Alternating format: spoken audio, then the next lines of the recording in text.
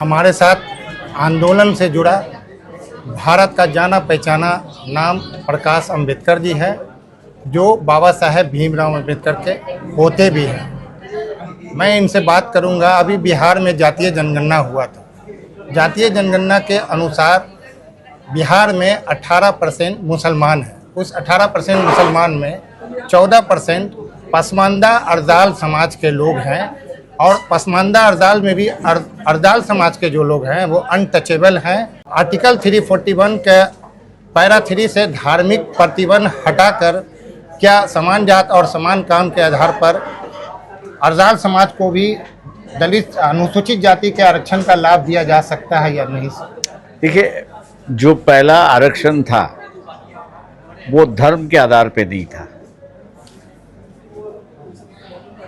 Tribal का जो था वो एक्सक्लूसिवनेस का था, मतलब तुम अलग से रहते हो, ये था। एससी का जो है, शेड्यूल कास्ट का जो है, वो आप अनक्लीन वर्क उससे संबंधित हो क्या, तो उस अनक्लीन वर्क में जो लोग आए उसका धर्म नहीं देखा गया, उसको आरक्षण मिला। 1956 जिसको मुसलमान सपोर्ट करता है कांग्रेस को, उस कांग्रेस ने ही उसके पैर काट दिए। उसी कांग्रेस ने जो है वो 1956 में 1951 की जो प्रेसिडेंशियल ऑर्डर है उसमें अमेंडमेंट किया और ये कहा कि ये आरक्षण जो है ये सिर्फ हिंदू और सिख इनको ही मिलेंगे, जो पहला नहीं था। इसलिए कांग्रेस ने ही मुसलमानों के पैर काटना शुरुआत की। ऐसी एक परिस्थिति है। आपको कांग्रेस के खिलाफ ही लड़ना और कहना है कि भैया इसको बदलो। सर, इसका मतलब हुआ कि एक ही घाट में अगर हिंदू धोबी और मुसलमान धोबी समान काम कर रहा है, तो जो हिंदू धोबी है समान काम का नहीं है। गंदगी जो है जी, उसकी उस सूची में नाम जाना, ये उस गंदगी से संबंधित था। जो हिंदू धोबी कर रहा था वही मुसलमान धोबी कर रहा था, इसलिए दोनों एक ही लिस्ट में थे, खाटिक एक ही लिस्ट में थे। अब मैं कई उदाहरण दे सकता हूं उसको, लेकिन मैंने जैसे कहा कि मुसलमानों ने कांग्रेस को सपोर्ट दिया पूरी जिंदगी। कांग्रेस ने ही ये जो प्रेसिडेंशियल ऑर्डर है आरक्षण का 1956 में उसको अमेंड किया, और अमेंड करने से ये कहा कि ये सिर्फ हिंदू और सिखों तक ही सीमित होगी, तो मुसलमान वैसे ही बाहर निकल गया। तो इसका तो आप दूसरों को कोसने के बजाय कांग्रेस को कोसिए। इसका मतलब ये हुआ सर कि भारत में मुसलमानों की आबादी 15% है और लोकसभा में मुसलमानों का पार्टिसिपेशन 4% है। तो जो 84 सीट दलितों के लिए रिजर्व है, वहाँ समान जात के आधार पर जो समान जात के आधार पे नहीं है, उनकी संख्या उतनी होती है उस पर आ गया है।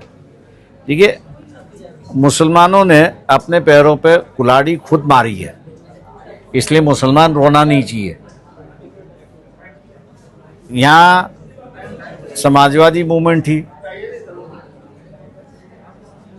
माओवादी अभी है, मालय अभी भी है यहाँ पर, बाकी के राज्यों में ख़त्म हो गए।